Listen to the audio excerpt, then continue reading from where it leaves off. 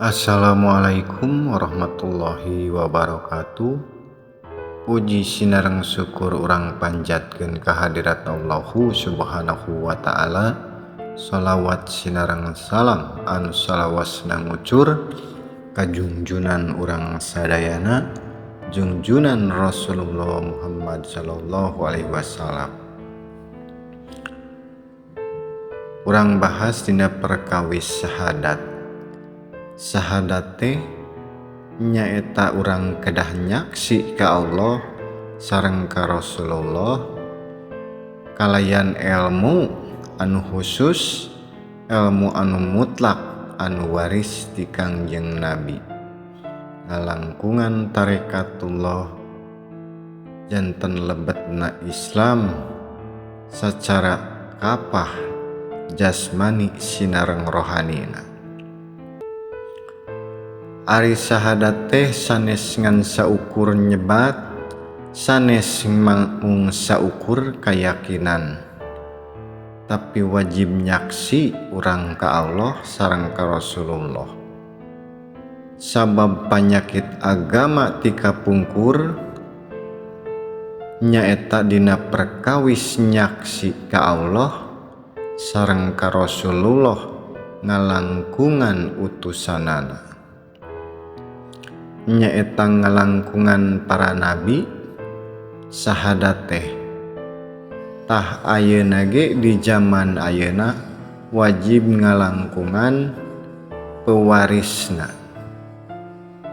Sabab upami teu pendak kadinya, teu pendak anu nyandak tali wasilah ka alam dunya ieu, urang nembe aku-akuan keneh dina perkawis agama. Tapi urang ngaraos parantos beragama padahal nembe kayakinan, nembe rarasaan anu kacida lemesna. Nu mawi agama sanes kayakinan, sanes pemahaman, sanes ilmu pengetahuan tina hasil maca, tina akal, tapi ngalangkungan kolbu margi agama mah kodim, nyaeta nur anu ditanemkeun kana kolbu urang nembe didinya kabaca Quran anu kodim tea. Al-Waqiah 7:8 anu moal tiasa kasentuh ku jalmi kecuali ku ruhani anu parantos disucikeun. Sabab dina perkawis syahadat seseueurna seueur anu nentang, seueur anu teu tarima, akhirna naon? Akhirna seueur diartikeun upami urang ngadugikeun syahadat teh nyaksi ka Allah sareng ka Rasulullah. Murang kalih SD oge pasti paham nu kumaha nu disebat nyaksi teh. Tapi nyaksi di dieu nyaksi ngangge ilmu, aya ilmuna ti Kangjeng Nabi.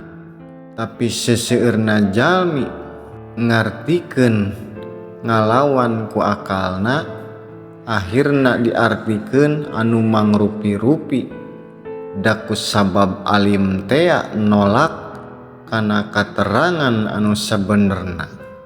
Akhirna diartikeun kitu kieu supados tiasa nolak kana anu didugikeun ku sim abdi atanapi ku sahabae anu ngadugikeun perkawis syahadat wajib nyaksi heula ka Allah sareng ka Rasulullah nembe tiasa ngadeg dina salatna sareng ibadah-ibadah anu sanesna nu salajengna.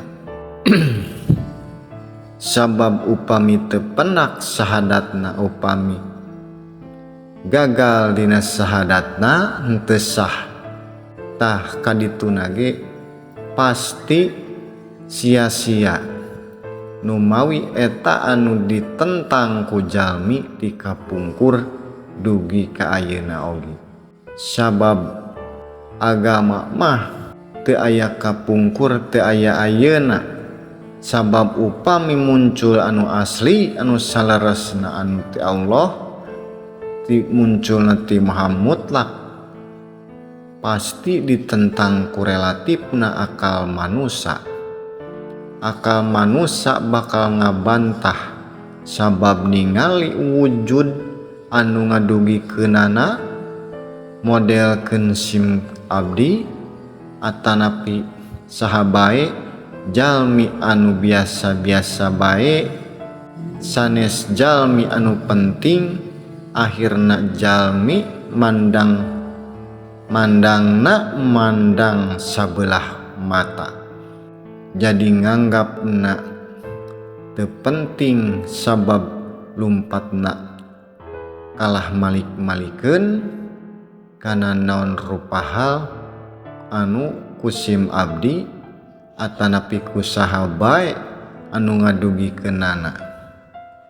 Sabab mandang ka manusana sedengkeun aya papatah sok sanajan kaluarna ti murang kalih ai bener mah candak aya deui nu kaluarna tina bujur hayam cenah ari sae mah candak numawi ulah waka kapiheulaan ku ngewa jeung ku resep sok tampi heula emutan heula dilenyepan sagala rupihal anu katangkep ku urang janten ulah langsung nyalahkeun sareng ulah langsung ngabenerkeun, tapi urang wajib ngalaman heula ngabuktikeun naon rupihal anu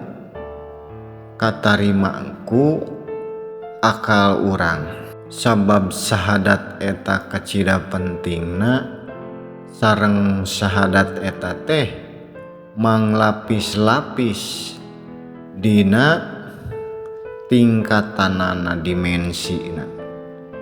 Beuki nyaksi ka Allah sareng ka Rasulullah ngalangkungan ilmu tarekatullah eta lebet kana diri rohani janten uninga heula kana diri urang anu sabenerna.